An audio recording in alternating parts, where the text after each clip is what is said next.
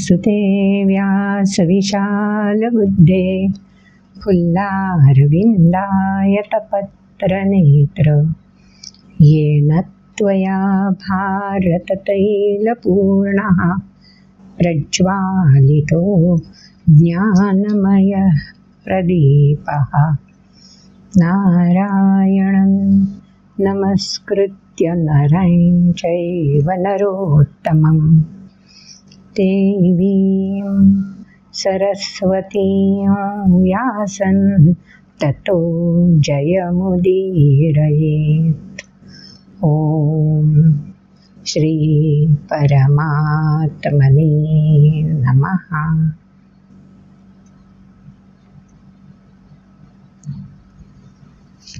भगवद्गीतेची पैरवी तर आपण लक्षात घेतली. आता या भगवद्गीतेमध्येच अनेक रहस्य दडलेली आहेत, म्हणून तर तिची थोरवी आगळी वेगळी आहे. त्यातल्या छोट्या छोट्या रहस्यांचा उलगडा करून घ्यायचा आपण प्रयत्न करूया. शोध घेताना रहस्य शोधायचं तर सुरुवात कुठून करायची? स्वाभाविक आहे, अस्तित्वाचा शोध तो तर प्रथम लागला पाहिजे ना. त्याविषयी भगवंतांनी राजविद्या राजगुह्य हे जेव्हा 9व्या अध्यायात वर्णन केलं तेव्हा स्वतःच सांगून दिलं की हा अस्तित्वाचा शोध कसा, कोणामुळे, का आणि केव्हा, सगळ्या प्रश्नांचा उलगडा अगदी 2-3 श्लोकांमध्ये भगवंतांनी करून दाखवला आहे. उपनिषद, वेद, भगवद्गीता हे पण एक उपनिषदच म्हटलं जातं ना. यांचं वैशिष्ट्य काय आहे माहिती आहे? अतिशय थोड्या शब्दांमध्ये, थोड्या श्लोकांमध्ये गूढ अर्थ भरलेला असतो आणि त्याच्यावर चिंतन मनन करता करता आपल्याला त्या गूढार्थ, त्यातलं रहस्य उलगडायला लागतं. तसंच या अस्तित्वाचं रहस्यसुद्धा भगवंतांनी 2 श्लोकामध्ये सांगून दिलं. 9व्या श्लोकातले महत्त्वाचे श्लोक आहेत हा. त्यातला एक श्लोक आपल्याला आठवत असेलच. सर्वभूतानि कौन्तेय प्रकृतिं यान्ति मामिकां कल्पक्षये पुनस्तानि कल्पादौ विसृजाम्यहं. कल्प शब्द वापरलाय. अस्तित्व, कल्प जेव्हा सामोरं येतं तेव्हाच हे अस्तित्वसुद्धा उदयाला येतं. आदौ कल्प अहम विसृजामी. मीच तर स्वतः कल्पाच्या सुरुवातीला सर्व भूतानी कौन्तेय. अर्जुनाला रहस्य उलगडून दाखवतायत. अर्जुनाला स्वजनांचा मोह पडलाय, देहाचा मोह पडलाय आणि ज्येष्ठ गुरुजनांना मारायचं कसं हा गहन प्रश्न पडलाय. आणि या किंकर्तव्य मूढ अवस्थेतून बाहेर येत असताना भगवंत रहस्य सांगून देत आहेत, अरे दर कल्पक्षयाच्या वेळी मी या प्रकृतीला, प्रकृती यांती माम एकाम, माझ्या एकामध्ये ही प्रकृती यांती मिळून जाते रे. म्हणून तर आमच्याकडे सनातन संस्कृतीचा गाभा व्यक्त करताना शिवशक्ती हे अद्वय मानलं गेलेलं आहे. शिव आणि शक्ती हे 2 वेगवेगळे नाहीतच. आमच्या शिवशक्तीचं चित्रसुद्धा पाहिलं तर शिवाच्या अंकावर शक्ती विराजमान आहे. तेव्हा शिवशक्ती हे अद्वैत नाही, अद्वय आहे. आणि म्हणून स्वतः भगवंत रहस्य सांगून टाकतायत की कल्पाच्या क्षय होताना, अंत होताना उत्पत्ती, स्थिती आणि लय ह्या 3 चक्राकार भ्रमणावस्था आहेत. गतिमानता या 3 चक्राकारांमधून फिरत राहते. त्यामुळे जेव्हा लय स्थिती येते त्यावेळी ही प्रकृती या शिवतत्वामध्ये म्हणजे परमात्म्यामध्ये यांती, मिळून जाते, एकाकार होऊन जाते. म्हणून तर प्रकृती पण अनादी आहे आणि शिवतत्व परमात्माही अनादी आहे. मग हे दोन्ही मिळून कल्पादौ विसृजामी अहम, कल्पक्षये एकत्र होऊन जातात आणि पुन्हा कल्पाची जेव्हा सुरुवात व्हायची असेल त्यावेळेला पुन्हा या प्रकृतीला आवाहन करून प्रकृतीम स्वाम अवष्टभ्य, पुन्हा या प्रकृतीला अलग नानाविध रूपांनी नटण्यासाठी हेच शिवतत्व परमात्मा आवाहन करतात आणि मग प्रकृती त्या आवाहनाचा स्वीकार करून नानाविध रूपांनी ही सृष्टीमध्ये नटते, सजते, सजवते आणि परमात्म्याचं इप्सित हेतू साध्य करण्यासाठी अखंड गतिमान राहते. सगळं रहस्य या 1-2 श्लोकांमध्ये अस्तित्वाविषयीचं भगवंतांनी उलगडून दाखवलंय, अर्थात व्यासमुनींच्या माध्यमातून. काय होतं बघा, कल्पक्षय जी स्थिती येते त्यावेळी केवळ आणि केवळ आपतत्व, नारा, पाणी, जलतत्व हेच फक्त विस्तार पावत जातो. ऊर्जा, प्रकाश, उष्णता ह्या सगळ्यांचा लय व्हायला सुरुवात होते. भूतत्व हे संपूर्ण जलतत्वानी व्यापलं जातं आणि हे जलतत्व विस्तारत विस्तारत अवकाशालाही गिळंकृत करायला निघतो. आणि म्हणून मग शिवतत्व कुठे अयन निवास असतो? नारा. म्हणून या जलतत्वामध्ये फक्त आणि फक्त निवास कोणाचा असू शकतो? प्रकृतीमुळे आकार धारण केलेल्या, अस्तित्व प्राप्त झालेल्या कोणाचाही ठाव ठिकाणा या नारा मध्ये निवास होऊ शकत नाही. म्हणून या जलतत्वामध्ये फक्त आणि फक्त जे शिवतत्व आहे तेच एक राहतं. पण ते तर अथांग आहे, त्यामुळे त्याचंही अस्तित्व जाणवत नाही. अस्तित्व आहेच. मग जेव्हा कल्पक्षय होतं त्यावेळेला कोणी एखादी व्यक्ती, कोणी एखादी ऋषितुल्य व्यक्ती अशी असते की सगळीकडे त्राहिमाम अवस्था असताना, जे ते आपल्या अस्तित्वाची लढाई लढत असताना स्वतः ती व्यक्तीसुद्धा अस्तित्वासाठी झगडत असतेच, पण इतरांचं अस्तित्व कुठेतरी स्थिरावावं, शाबूत राहावं म्हणूनही प्रयत्नशील असते. येणाऱ्या प्रत्येक आकस्मिक संकटावर मात करून पुन्हा एकदा त्या शिवतत्वाशी अखंड जोडलेलं राहण्याचा प्रयत्न करत असते. अशी कोणी एखादीच व्यक्ती अस्तित्व असताना त्या परमतत्वाचा साक्षात्कार व्हावा म्हणून अथक प्रयत्न करत असते. मग साहजिक आहे, अशी व्यक्ती त्या परमतत्वाप्रती आपली आराधना, उपासना ही रुजू करत राहते. भले पोटाची भूक शमू दे ना शमू दे, तृष्णा शांत होऊ दे न होऊ दे, जीवन जगण्यासाठी आवश्यक काहीही मिळू दे अथवा न मिळू दे, कारण ज्यानं दिलं आहे त्यालाच ते अर्पण करायचं, ही सर्वात थोर भावना या व्यक्तीच्या मनामध्ये आणि बुद्धीमध्ये स्थिरावलेली असते. किती व्यक्ती अशा असू शकतील? नाही ना.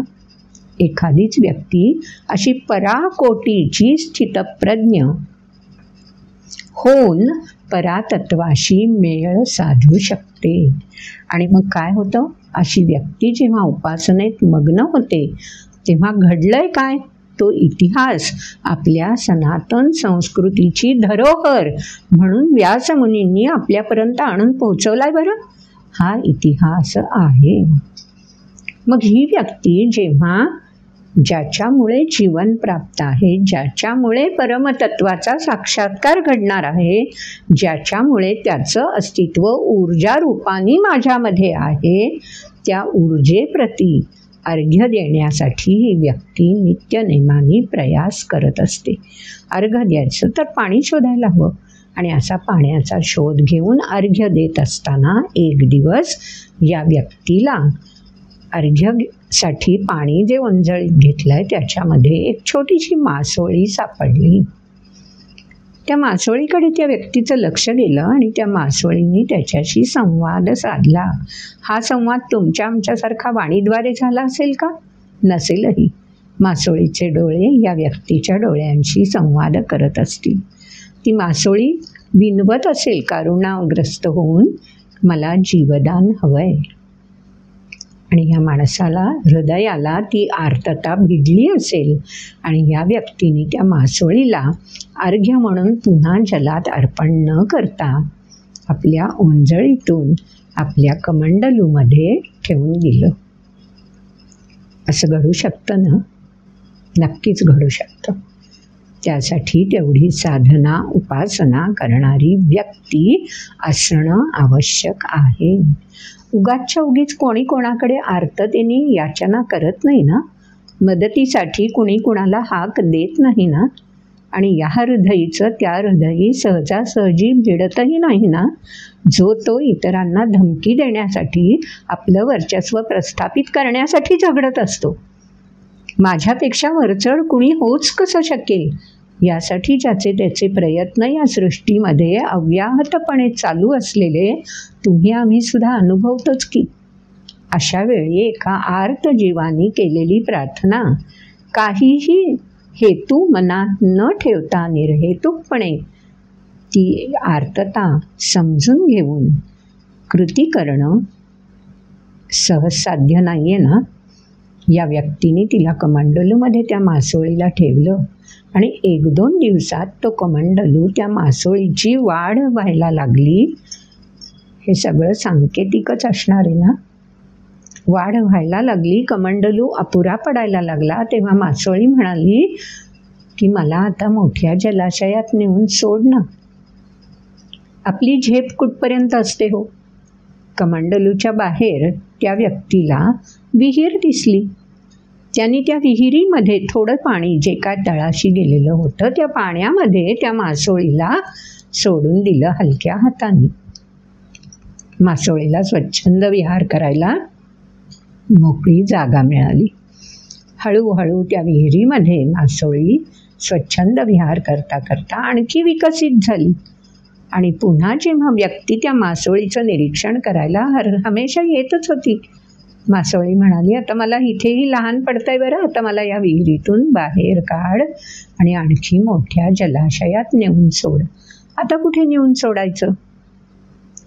मग त्या मासोळीनीच सुचवलं, जो अथांग जलाशय आहे, सागर आहे, त्या सागरामध्ये तू मला नेऊन सोड. आणि व्यक्तीने मान्य केलं आणि त्या मासोळीला, आता ती हातातही मावेनाशी झाली होती, पण सागरापर्यंत त्या व्यक्तीने त्या मासोळीला नेण्याची व्यवस्था केली आणि सागरापर्यंत घेऊन गेला. अर्थात जीवन हे सुरुवातीला पाण्याच्या सान्निध्यातच फुलत असतं आणि त्यामुळे त्या व्यक्तीला खूप दूर प्रवास करावा लागला असेल असं मुळीच नाही. आणि मग सागरामध्ये जेव्हा ती मासोळी प्रवेश करायला निघाली, त्यावेळी त्या मासोळीने या व्यक्तीला सांगितलं, तुझ्यामुळे मला जीवदान मिळालेलं आहे.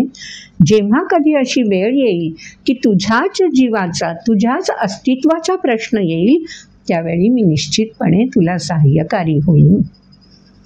त्यासाठी मी तुला मार्गदर्शन करते की अशी वेळ येणार आहे. इतर प्राणी तर तू बघतोच आहेस, त्यांचं अस्तित्व गमावून बसतायत. अशा वेळी तुझ्यावरही ती वेळ जेव्हा येईल, त्यावेळी आधीच जिवंत राहायचं असेल तर आपल्याला आणखीनही सहाय्यकारी जीवन सोबत ठेवावं लागतं. आणि म्हणून तू काय कर, अन्न म्हणून ज्या बीजांचा, ज्या वनस्पतींचा उपयोग या सृष्टीवर केला जातो ना, त्यातली काही बीज तू तुझ्याजवळ राखून ठेव. ती सोबत घे. काही वनस्पती तुझ्या सोबत ठेव. आणि मग असा साठा करून ज्यावेळी बाकी सर्व जीव त्राहिमाम म्हणून प्राण सोडत असतील, तुझ्यावरही तीच वेळ येईल. त्यावेळी तू मात्र डगमगू नकोस. तू एक नाव तयार कर आणि त्या नावेतून हा सगळा बीजांचा साठा घेऊन त्या नावेत बसून या अथांग सागरामध्ये प्रवेश कर. हा सागर तर उचंबळणार आहे.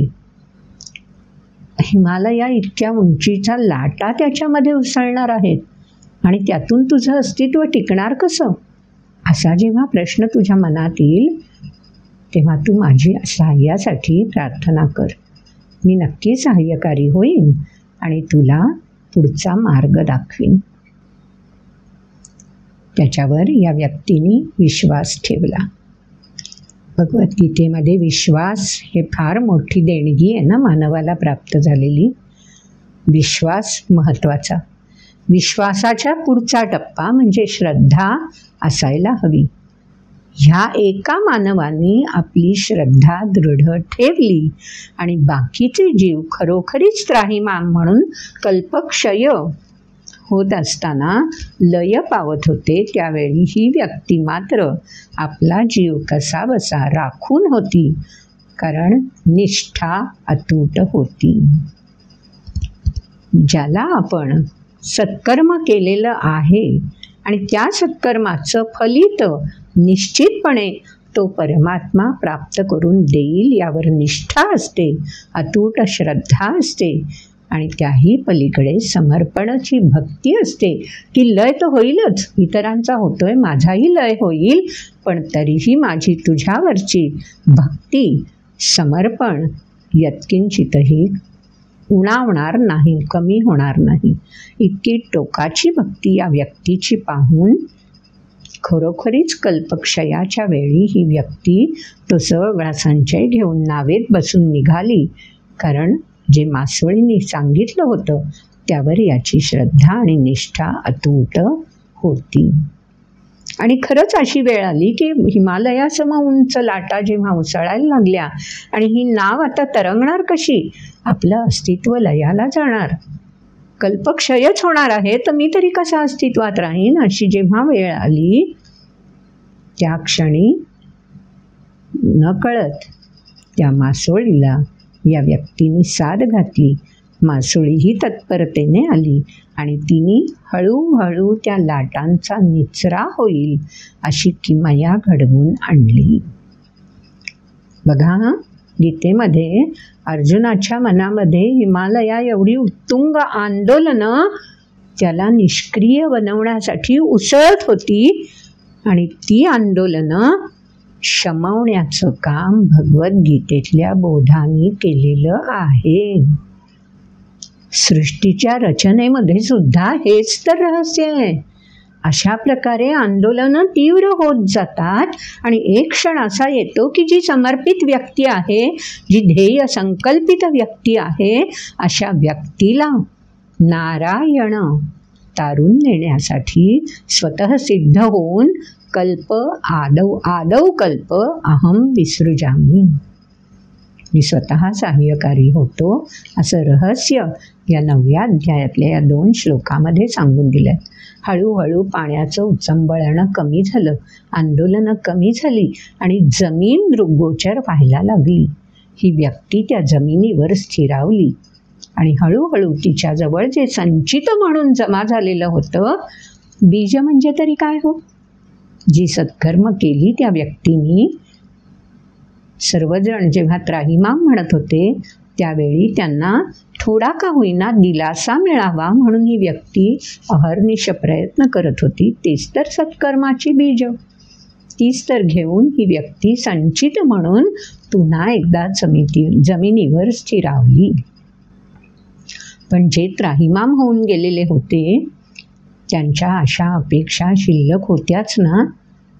मग कल्पक्षय झाल्यावरती तेही संचित म्हणून त्या आशा अपेक्षा घेऊन एकाएकी सगळेजण जिथे जमीन आहे, जिथे ही व्यक्ती स्थिरावलेली आहे त्या दिशेने आलेले आहेत.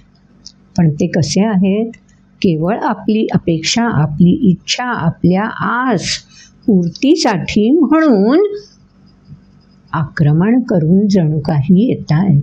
आणि त्यांना ही व्यक्ती सत्कर्मांचं बीज पेरताना दिसते, आनंदी दिसते, विकास करून घेताना दिसते.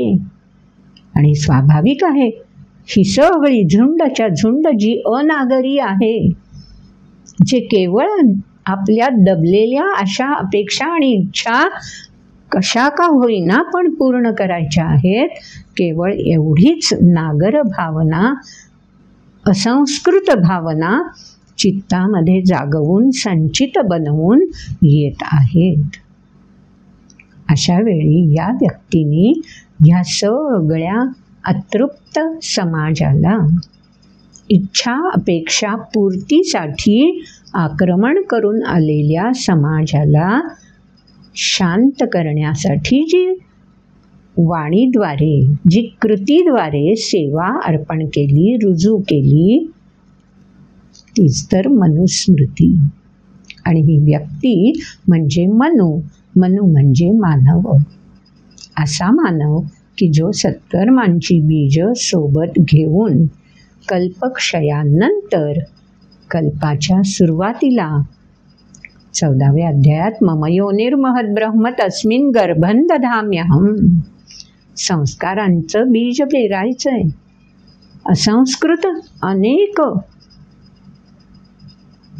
सृष्टीमधले जीव पुन्हा अस्तित्व धारण करून प्रकृतीं स्वामवष्टभ्य विसृजामी पुनः पुन्हा, पुढच्या श्लोकात भगवंतांनी म्हणून टाकलंय. आणि असे सगळे जीव असंस्कारित असलेले एकत्र आल्यावर ह्या मनूनी मात्र पूर्वसंचित संस्कारांचं बीज कशा प्रकारे वृद्धिंगत करता येईल यासाठी त्यातल्या काहींना मदत करायला सुरुवात केली. ज्यांना हे पटलं, ज्यांनी हे स्वीकारलं, त्यांनी मनूजवळ आश्रय घेतला आणि त्यांच्या मदतीने ह्या मनूने हळूहळू सृष्टीचा विकास प्रारंभ केलेला आहे. दर कल्पक्षय झाल्यानंतर प्रत्यक्ष कल्पाच्या सुरुवातीला अशाच प्रकारे गतिमानता कोणा एका मनूपासून सुरू होते. तेव्हा मानव ही सर्वश्रेष्ठ निर्मिती का म्हटली जाते? कारण अस्तित्वाचा शोध घेणं, अस्तित्वाची शोधयात्रा अव्याहत चालू ठेवणं आणि त्यासाठी स्वतःला सज्ज ठेवणं, हे सगळं केवळ बुद्धीचं वरदान लाभलेल्या मानवालाच शक्य आहे. बाकीचे जीव तर सगळे भोगयोनी. त्यामुळे कल्पक्षय होताना बाकी सगळं लय होऊन जातं. पण मानव मात्र अशा प्रकारे श्रद्धावान, निष्ठावान आणि समर्पणामुळे पुन्हा कल्पाच्या सुरुवातीला बीज बनून परमात्म्याच्या सान्निध्यामुळे, शिवशक्ती ह्या अद्वयाच्या वरदहस्तामुळे पुनश्च एकवार या सृष्टीला नानाविध रूपांनी नटण्यासाठी सहाय्यकारी म्हणून शिवशक्तीचा प्रतीक बनून प्रत्यक्ष कर्म आचरायला लागतो. तो हा मनू. आणि त्या मनूने ज्या पद्धतीने ह्या असंस्कारित अतृप्त असलेल्या जीवांना साकार होत असताना कशा प्रकारे मार्गदर्शन केलं, ती माहिती, ते संकलन म्हणजे मनुस्मृती. मनूने शेती कशी करावी, कारण बीज पेरल्याशिवाय उगवणार नाही आहे आणि बीज उगवल्याशिवाय आपली क्षुधा शांत होणार नाही. तेव्हा जमिनीचा उपयोग करून ऊर्जा संपन्न क्षुधा तृषा शमन करणारं जल आणि धान्य हे दोन्हीही मानवच श्रमातून कसं उत्पन्न करू शकतो, ते या मनूने या मदतीसाठी येणाऱ्या जीवांना शिकवायचा प्रयत्न केला आहे. ज्यांनी आत्मसात केलं त्यांनी मनूसारखाच आपला विकास, संस्कार स्वतःमध्ये संक्रमित करून घेतले.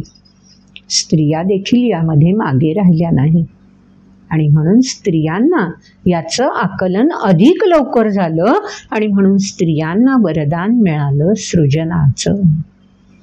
कारण कृषीवल बनून स्त्रियांनीच धान्य पेरणं, त्याची निगा राखणं, उगवल्यानंतर योग्य प्रकारे त्याचं जतन करणं आणि सर्वांची क्षुधा शांत होईल असं वाटप करण्यासाठी पुढाकार घेणं ही सगळं दायित्व स्त्रियांनी सहजपणे संस्कारित होऊन स्वीकारलं आणि म्हणून स्त्रियांना सृजनाचं वरदान प्राप्त झालं.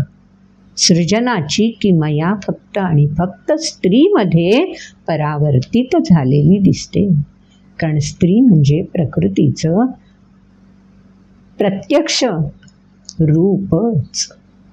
अशा प्रकारे कल्पक्षयानंतर पुन्हा अस्तित्वाचा शोध आदौ कल्प म्हणजे नवीन कल्पाच्या सुरुवातीला मनूमार्फतच परमात्मा आणि प्रकृती की जे दोन्हीही अनादी आहेत त्यांनीच ह्या मनूला सहाय्यकारी बनून अशा प्रकारे पुन्हा एकदा ह्या सृष्टीला सुजलाम सुफलाम संस्कारित होण्यासाठी आणि अस्तित्वाचं फुलणं विकसणं बहरणं हे सगळं नव्याने अनुभवण्यासाठी स्वतःला परमात्म्याने संकोचित केलं, प्रकृतीला वेढून घेतलं, प्रकृतीम अवष्टभ्य वेढून घेतलं आणि भूतग्राममिमं कृत्स्नम् अवशं प्रकृतेर्वशात. पुन्हा एकदा हा भूत समुदाय सृष्टीमध्ये विहार करायला लागला. किती सुंदर कल्पना आहे ना. ही कल्पना नाही आहे, हे वास्तव आहे. कारण पुन्हा पुन्हा आपल्याकडे दशावतारांची संकल्पना आहे. त्यातला पहिला अवतार मासा हाच आहे. आणि नारायण ज्याला आम्ही म्हणतो, जलातूनच अस्तित्व तर उत्पन्न होतं ना, ते तर विज्ञान आहे. कारण विज्ञानाने ह्या सगळ्या जी आत्ता आपण कथा म्हणून ऐकली, कल्पना म्हणून आपल्याला वाटली असेल, पण विज्ञानाने हे सगळं संक्रमण सिद्ध केलेलं आहे. अशाच प्रकारे एका पेशीपासून घडत घडत घडत घडत अस्तित्वाची प्राप्ती झालेली आहे. एक पेशी संपूर्ण मानवाचा आकार घेऊ शकेल? नाही ना. म्हणून आमच्याकडे ही संकल्पना आहे मनू, मानव. ती सृष्टीची अगाध रचना आहे. प्रकृती आणि शिव शक्ती यांचं अद्वय एकत्रितपणे जेव्हा अशा प्रकारे काही संकल्प दृढ करतं, तेव्हाच तर मानव अस्तित्व आकाराला येतं. आणि म्हणून आमच्या सनातन संस्कृतीच्या आधारानुसार हे ज्ञान विज्ञानाच्या माध्यमातून अनेक वार दरवेळी कल्पक्षय होईल आणि पुन्हा कल्पोदय होईल. त्यावेळी अशा प्रकारे मनू हा इतरांना म्हणजे मानव हा इतर सर्वांना जे असंस्कारित आहेत त्या सगळ्यांना संस्कारक्षम करण्यासाठी म्हणून अहर्निश प्रयत्नशील राहील. आणि त्याला प्रारंभ अर्थातच शिव आणि शक्तीच्या सान्निध्यातून घडून येईल. हे सगळं रहस्य या 9व्या अध्यायामध्ये 14व्या अध्यायामध्ये स्वतः भगवंतांनीच उलगडून दाखवले. मग आता पुढे अस्तित्व तर प्राप्त झालं, पण मग ह्या अस्तित्वामध्ये ज्यानं संस्कार घडवले त्या मानवामध्येच विकार कसे बरं येणार? कसे येत असतील? काय येत असतील? केव्हापासून येत असतील? आणि त्या विकारांचा परिणाम काय होत असेल? असेही प्रश्न आपल्याला पडणारच ना.